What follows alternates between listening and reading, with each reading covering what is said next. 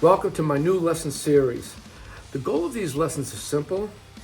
I want to get the basics out to the world so that people can play better and avoid hurting themselves. There's so much information out there about speed, different grips, and all kinds of exercises, but most of it skips over the foundation, how your body actually interacts with the instrument. And if you don't get that right, everything else starts to fall apart. Your balance, your timing, your endurance, even your tone.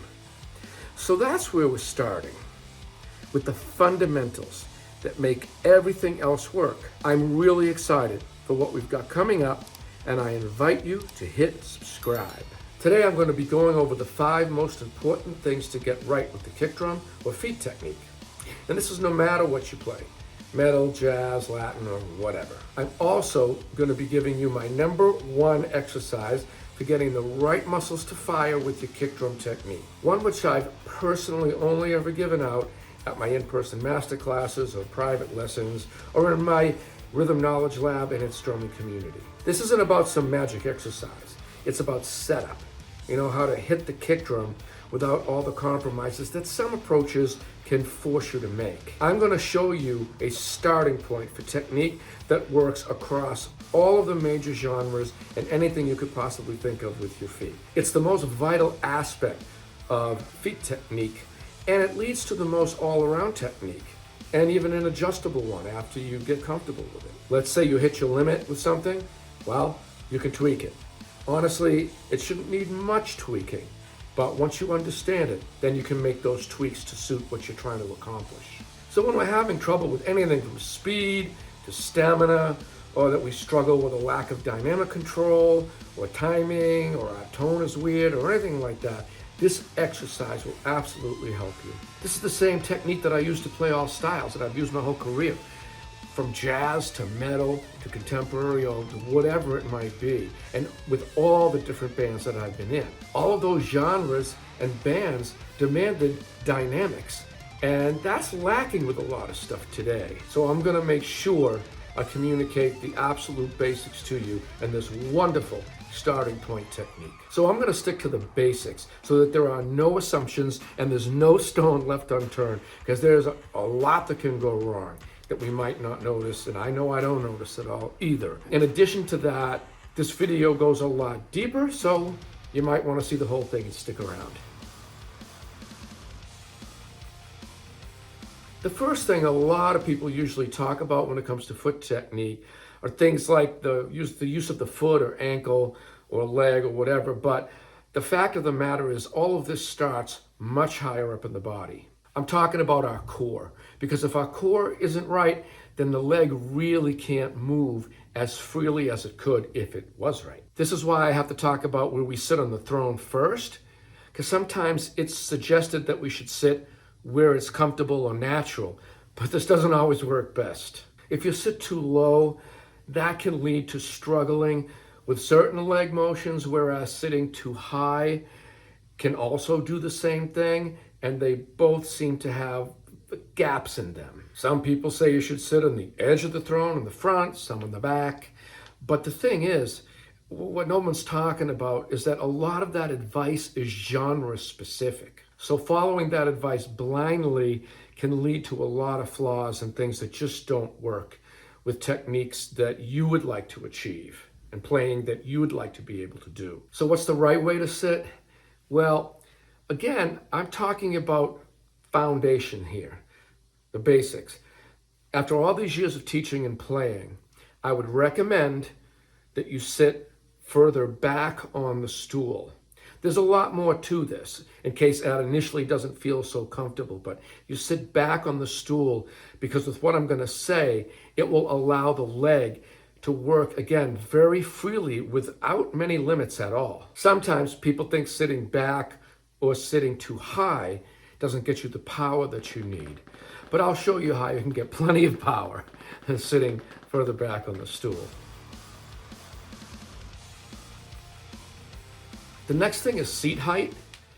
I highly recommend trying to sit at above a 90-degree angle. That would be an open angle or obtuse angle. Again, this is all foundational stuff that allows your leg to work more freely, especially if you use all of the things I'm suggesting. Although you could get an obtuse or open angle by sitting low just by pushing the kick drum out, right? I would avoid that right now, because sitting a little bit too low, especially in learning stages, can tend to lead to your legs locking up. But getting the seat height right isn't enough by itself. You have to consider the distance to the pedals, which is, where the kick drum is, say, for example. You'll have to place the ball of each foot on the middle of the pedal to begin and work. Again, this whole thing works as a system where you're above 90 degrees, the angle is obtuse, the ball of each foot connects about the middle of the pedal, and you're sitting further back on the stool. Just a note for all you heel down players, especially, this technique I'm communicating is a training method. You can always put the heels down and play, but the thing is, a lot of extra steps are necessary to get those heels off the ground rather than already having them up, especially with where I'm going to go in this video. Again, I'm suggesting that your heel is up when you do this. I'll get into the heel down a little bit later because I realize that people play like that or are taught to play like that. But for the purposes of my communicating this incredible technique and the foundation and what it leads to, you need to keep your heel up, at least for the training. The next thing is a mistake that I've made the most and for the longest amount of time, and what I see most touring professionals make as a mistake when things don't start to work anymore. I've done this in front of 86,000 people at Extreme, Annihilator, and Dream Theater. It can tend to just kind of creep up on you. So it's something to be very, very mindful and careful of, and definitely not to learn right away. And that mistake is playing with your whole leg as a derivative of using upper leg muscles to lift your leg. Now, it seems like it makes sense, and I don't want it to sound too odd that I'm saying, oh, don't lift your leg up, because it's not quite what I'm saying. You'll see where I'm going. But the thing is, when you use the muscles way up on the upper leg and in your core to lift the leg, it leads to a lot of other things starting to crumble, because we think that, we need to do that to get power and everything, but you don't. What happens is that when you lift that leg, your body goes off balance. So your brain automatically goes into survival mode and tries to rebalance you to keep you upright. Otherwise, you're going to fall over. And so that automatic, that involuntary reaction takes over for everything else, including how you're trying to play. It gets in the way of the music. It gets in the way of entering and exiting runs. It gets in the way of everything. And you start to overhit, and then you get used to overhitting, and then you think, okay, well, why don't my feet move the same? That's because you're trying to move your legs in a way they really weren't made to move. So lifting the legs from the bigger muscle groups tends to deactivate the use of the smaller, faster muscle groups that are moved primarily by the calf muscle. I'm going to give you an exercise to get them moving, probably like they've never moved before, in just a moment. But first, I have to go over another tip before I get there, so stick with me. The next thing I want to talk about is how your upper body can greatly affect your lower body and your foot technique. You can see in this clip from my drum ergonomics course, Body, Hands, and Feet, how the lower body compensates when you have to make big reaches with your upper body. Large reaches with the upper body, even within normal drumming, severely disrupt how the lower body calibrates and maintains balance. Poor foot technique combined with exaggerated upper body movement can throw your mind into involuntary disarray, pulling focus away from the music, because your brain's top priority is keeping you balanced and upright. So, as your upper body moves, the feet should compensate by rotating in the opposite direction. One thing to keep in mind is that there are all sorts of combinations of what the upper body is doing and how the feet should move to counteract that momentum. Now, if you try to analyze my playing, it might look like my feet are all over the place. And that's because they are. But all those movements are a specially programmed response to counterbalance what is happening with the upper body and all that it's doing so that I can maintain my balance. You see, the key isn't trying to copy my leg movements. The key lies in your programming your feet to respond automatically to do what you need them to do. And I'm going to show you how to do that in just a minute. And while we're on the topic of balance, I also need to say this. Balance is not a static state. It is a dynamically managed state. It's a big difference between the two. That means you're never going to be locked into one place. A better way to think about this really is managing your momentum. Because of course, when you move your whole upper body to the right, you're going to lean to the right. And it's the same thing when you move your upper body to the left. You're going to lean to the left. You'll never really be foot-centered and even. Instead of trying to stiffen up and resist this motion, the key is that the heels compensate by rotating in the opposite direction that your upper body is moving in. Your goal is to learn to work with and manage this force instead of trying to fight it. And with all that said, we now have enough of a foundation for me to tell you how to work on all of that stuff. By the way, if you like what I'm covering here, I invite you to check out my complete drumming curriculum. It's called Drummers All Access. Inside, you get all the courses you've probably ever wanted in one place, and you'll not only get access to the full course on the drumming ergonomics, but you'll get access to the course dedicated just to the feet and all of the exercises that I've used to develop speed, power, control, timing, coordination, and dynamics. It's basically my complete A to Z training method that leads to being able to execute any and all of the different foot techniques, the derivatives, and all kinds of genres of music and styles and expressions. The really cool and unique thing is that you'll be able to post videos of yourself in the community, and I'm in there to evaluate them. So studying courses, like looking at YouTube videos, can lead to questions, and you can't ask the person anything. You're just kind of stuck. That's not happening with the Drummers All Access subscription and the RK Lab community, because I will see what you post and I will respond. We've been live for just a few months, and students are really liking this. And I really like interacting too. If that sounds interesting to you, click the link in the description and join Drummers All Access.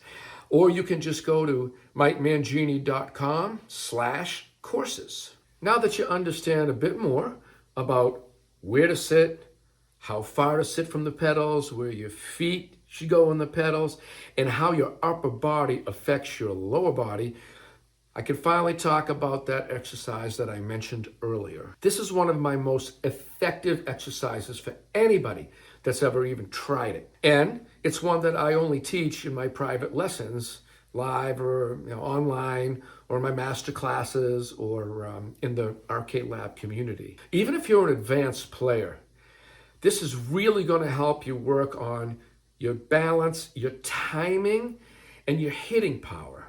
Also with dynamics. You don't see a lot of that today. And if you're just beginning, this is the place to begin, because you can go anywhere from here. It will also work quickly.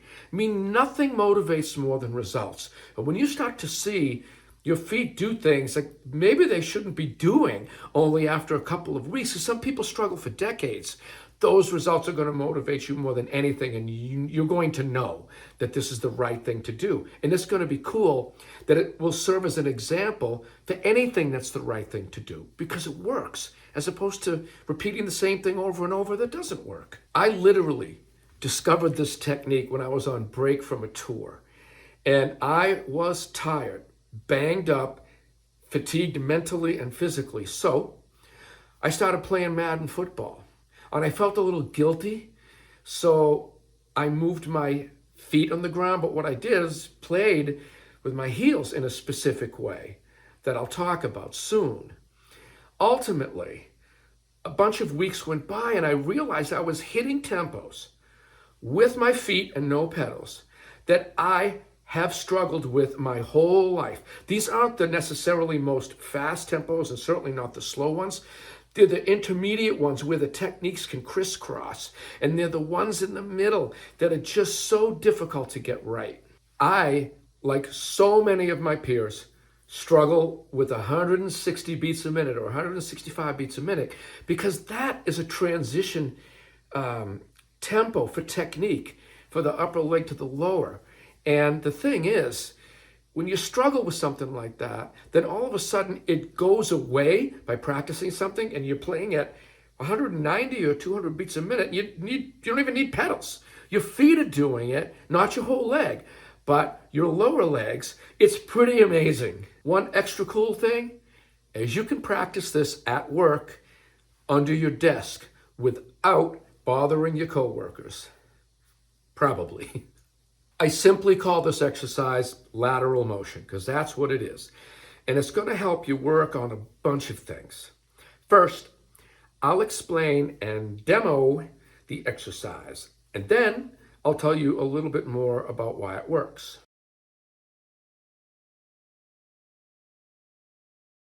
So the first thing you're going to do is to do this exercise off of the pedals. And what you're really going to do is just put the ball of the foot onto the ground and take your heel and just hit the ground with your heel. The thing is, I want you to try hitting your heel 3 times inside, middle, and out, but with flow. So don't do it too slowly. You shouldn't be practicing everything slowly. Because when you bounce with your hands or feet, those aren't single hits. Those have technique to them. That's why they're called double strokes, So this is a triple. You're going to move your foot in, middle, out, or out, middle, in. And you're going to try it with each foot. One incredibly important part of doing this is that the foot you are not using needs to be engaged. So that heel needs to be up. See, because real life is those feet work together. You don't want to have one just laying there and then require extra motions to have it be part of using both of your feet together. So be mindful of this. Ball of the feet on the ground, and you're hitting with your heels. You can go from left to right, right to left. You want to call it in to out, whatever. But try it all. After you've tried moving both ways, you need to pick which way. You see, at the end of the day, it really doesn't matter. You just want to have 3 hits happen with flow, with what seems like one motion generated by your calf muscle.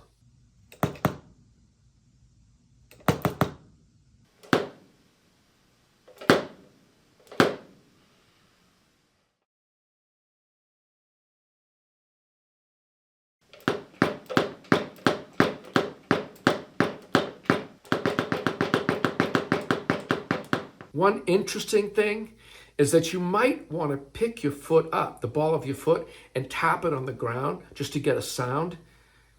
Don't do that. Don't do that. It's changing the entire scope of the mechanics because you want to train your calf muscle how to instigate a leg motion. Doing that is why this exercise works so well. Speed is not a factor here. Again, if I can be clear with this, when you're moving your feet, you don't want to go so slowly that you have 3 individual hits. There's no point to that. You want to have the motion go from left to right, right to left, in, out, or in with each foot. And you want to keep the foot you're not using engaged as you go back and forth. This also works great as a warm-up. So you do it off the pedals. And there's a whole protocol with getting your feet to the pedals. But that's one of the things I love about this exercise is you can do it anywhere. And if you just take your shoes off, you're not going to make any noise at all. Okay, so why is this exercise so important? First, it's going to help you activate the correct muscles in the correct order, basically starting with your calves, and save your big leg and core muscles from getting locked up or from fatigue and things like that. But it's going to start with the calves. Second, this is going to change the game for your balance management because you're going to be in connection with the feet. Everything's going to be activated down there. It's going to be alive. It's going to sense momentum and balance shifts. And that's why the calf flex generated lateral motion is so important. It's like your balance stabilizer and your lower body manager and your reactor to knowing what's happening with the rest of your body when you're playing drums the normal way anybody would play the drums. If you practice it enough, this eventually, meaning the way that your leg and hand and arm and body systems work together, really becomes like one motion. And you don't have to think about every little module of it. It becomes one thing that flows, but you really have to put some time into it by paying attention to what's going on with your feet when your upper body moves. Third, the rotational aspect is going to help you manage your entrances and exits to foot runs. I mean, it's one thing to make your feet, let's say it's double bass, move back and forth at whatever speed you can. It's 200 beats a minute. But what about all the notes before it and the notes after it? What about entering and exiting cleanly? What about maintaining it cleanly? What about having what's before and after it not get compromised? This kind of rotational aspect to this lateral motion keeps you engaged and keeps you able to automatically manage things. It's amazing. Fourth, and last but not least, this technique adheres to nature. You see, every hit's a little bit different based on what else is going on. I mean, it's so complex to think about all of it that we don't want to do that. We want to be aware, we want to be educated, we want to know, but it doesn't have to be complicated. And this exercise can make it all simple by literally starting from the ground up. So if you practice all the directions, left, middle, center, right, center, left, whatever you put together, you're training your body. It's not something you have to overthink. You just want to work with it. But as I said earlier, you want to choose. Some people are comfortable flicking in, some people are more comfortable going that way. Although you can learn both, this is where some comfort does help you.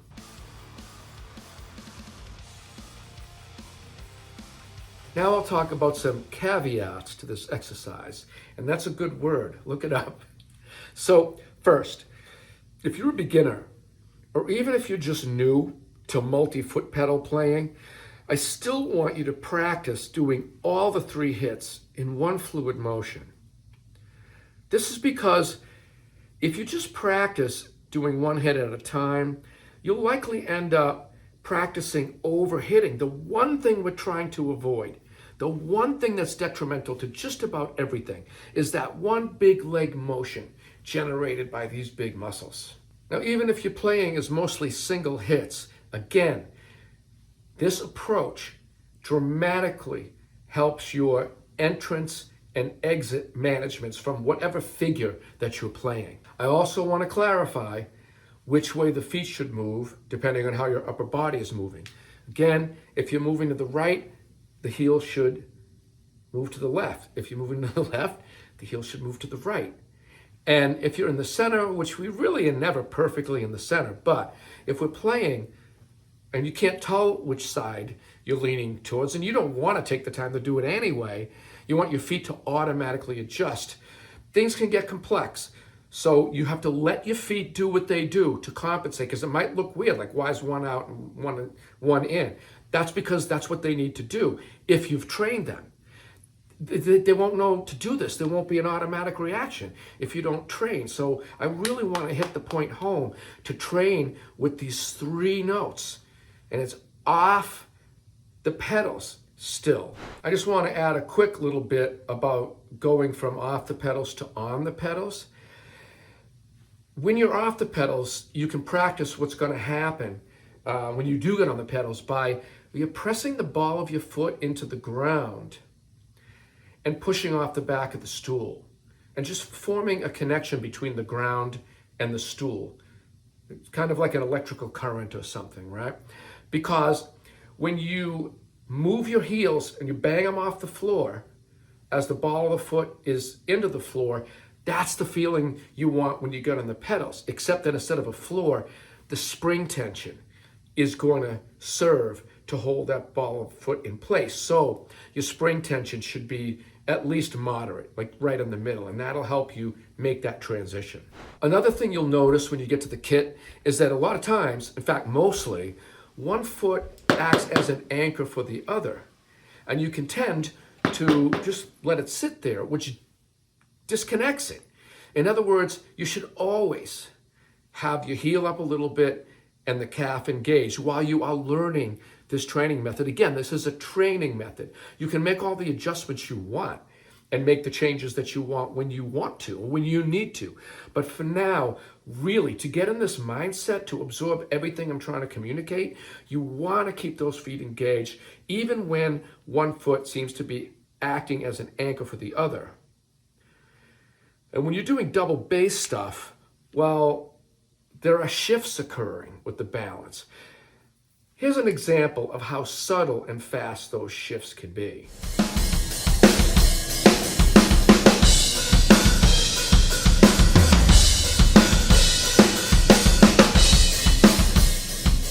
In the next examples where you see my arm is moving a lot and my feet adjusting to it, you'll notice that my torso is very, very stable.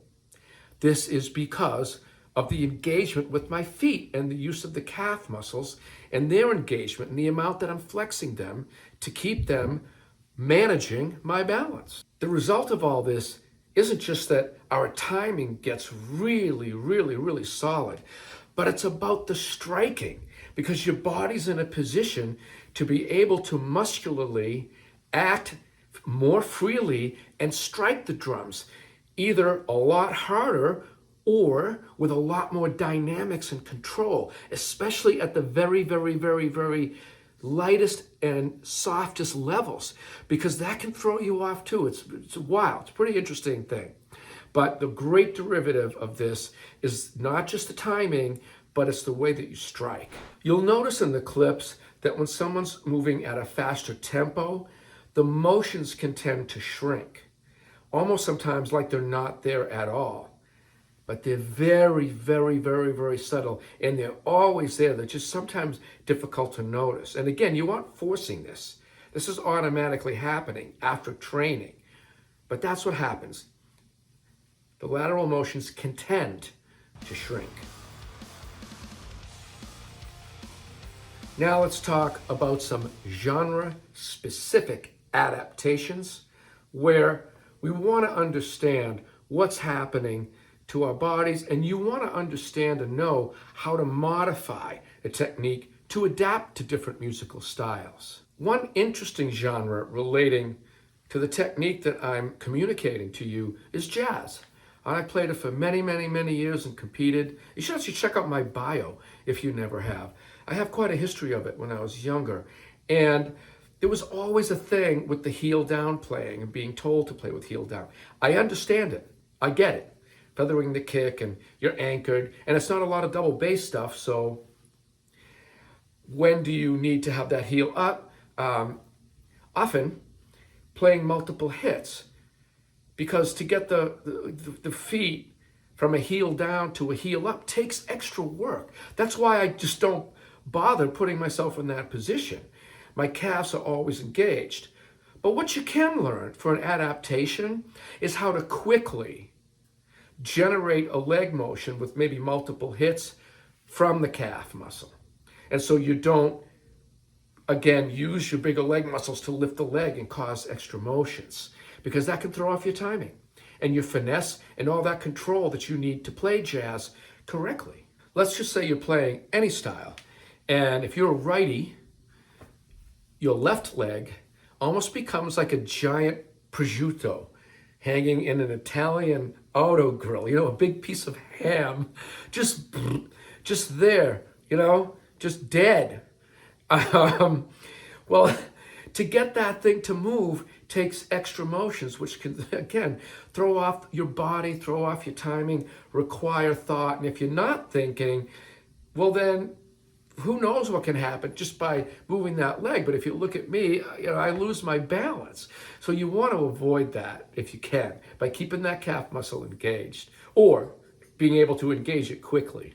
A specific genre that's a different example would be Afro-Cuban.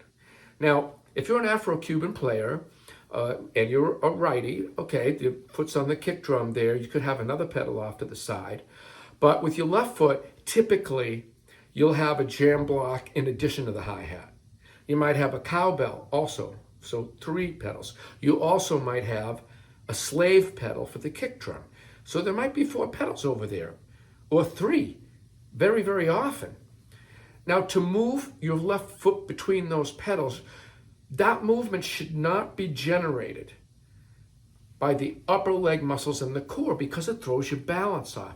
You can propel the leg up, the foot comes up with the calf flex, and the heel swings you left or right. You see, if you learn that lateral motion and you get on multiple pedals, it pulls you over. And so you are relieving the stress on the upper leg. I mean, we're going to use the upper leg anyway.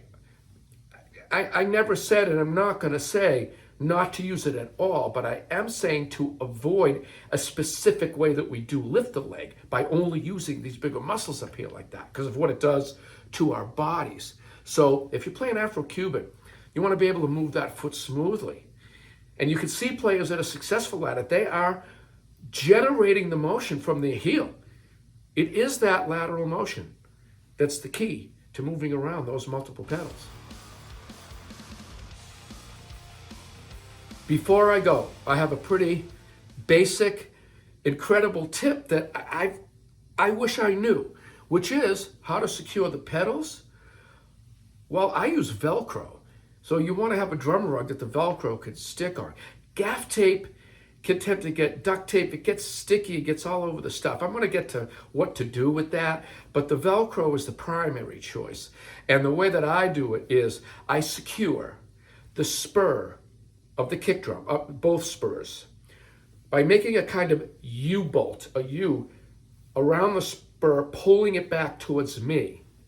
You see, because the kick drum has a better chance at staying if it's being pulled back rather than if something is stopping it. If something's stopping it, the kick drum's going to push it. The kick drum's going to win. Same thing with the slave pedal. If you have one of those, right? The pedal's going to win. It's going to push whatever's securing it right away. So you put the Velcro in a U-bolt, and with the pedals, I don't put the Velcro on the pedal that's connected to the bass drum because I don't want that to stay. If the bass drum happens to move, then there's no hope. I'd rather have the whole thing move, and believe me, it has. Sometimes that happens. But with the slave pedal, I put the Velcro under the pedal plate near the hinge and on top of the actual secure plate at the bottom. I don't know what you would want to call it. That might be the plate too. But sometimes there are 2 rods down there, whatever it is. You put the Velcro there this way. You see, because that Velcro stops the pedal because it's a pull situation, not a push situation. It's pulling it back. With tape, well, I still make the U-bolt, but then I put a vertical piece of tape on each side. So if the tape is like this, I put a piece on each side to secure it, as it doesn't seem to want to hold that well. And it's the same thing with the where the Velcro would go under the pedal toward the hinge. Well, I put the big piece of tape like that near the hinge and press it down, and it's horizontal to me, but I put a vertical piece of tape on each side of it to hold it. And yeah, with tape, they'll tend to overuse it, put it everywhere so things don't move, which is why I'm suggesting the Velcro, by the way. So if I do use tape, that's how I do it. I put an extra piece of vertical tape on whatever is horizontal because it's just not enough to hold the kick drum or the pedals. Thank you for watching. If you've enjoyed this video, hit the like and subscribe buttons, as I have lots more of these to post. If you have anything specific you'd like me to talk about and think that I can, put that in the comments and my team will look at it and we'll evaluate it and probably make a video for it. In the case that you want to see more of my videos or get notified about something, you got to click the bell so that you get the notification. But the big thing is, if you want my eyes on your playing, then feel free to join Drummers All Access. Get in there, go through the courses. I'm in there. The community is wonderful. You can post photographs and videos and text, and people are asking me stuff all the time, because it's just like any of us looking at a YouTube video or a course, where sometimes there are some things where you're sitting there going, what do you mean by that? Well, wait a minute, I don't get it. And there's nowhere else you can actually ask the person. But that's what's so monumental and so cool about Drummers All Access, is that we've set it up that way so that you can do that. You post right in there, I'll see it, and I will respond. I respond to everybody. Okay, so if all that sounds good, just click the link in the description for Drummers All Access, or go to mikemangini.com/courses. In closing, I'm just gonna say two things. Nothing motivates us better than results. If something's not working and we're repeating the same things over and over again, it's debilitating. Nothing is worse than sitting in a drum kit, a beautiful drum kit, to have fun, and you feel bad, or you feel like you're climbing up a hill every time you go to practice. That's no way to live, okay? There are plenty of ways to increase your skills quickly. So when you see the results, like you will see from using this technique for just a couple of weeks, if you work hard enough, 25 to 35 minutes, maybe 3 or 4 days a week off the kit. It does wonders, and you put more time in, well, you get better quicker. But nothing like results motivates. The other thing is, approach your pedals with common sense and basic way and average settings, unless you're already set with something. But here's what I mean. You keep the pedals fairly flat. I know sometimes they have to angle a little bit, maybe because of the hi-hat pedal, but in the kick drum, you don't want it to be like this, all right? Because then, if that forces leg lifts, because your heel is right over the pedal plate. So you want to try to come in a little bit. Another thing is the spring tension. Just moderate, average, halfway, because that's going to hold the ball of your foot when you transition from off the pedals to on the pedals. The beater shaft shouldn't be way up all the way like a giant hammer on there, big club, and it shouldn't be too low, because then you don't get any power. So average, just I usually have about that much sticking out of the bottom. As far as where the beater is, I put that angle not way back and not way close. It's just where you press the pedal and it goes wah, wah, wah, wah, wah, wah, back and forth. Not really slow, not really fast, average. So if you start there, you can make adjustments from there. And that way, you don't have anything that's suspect, like something that's too heavy, too light, too tight, too loose, or too weird, throw you off and really mess you up. So those are the two things. The results, nothing's more important, and just take a common sense approach to average pedal settings and then go from there, depending on what you want to do with your playing and your genre and your style.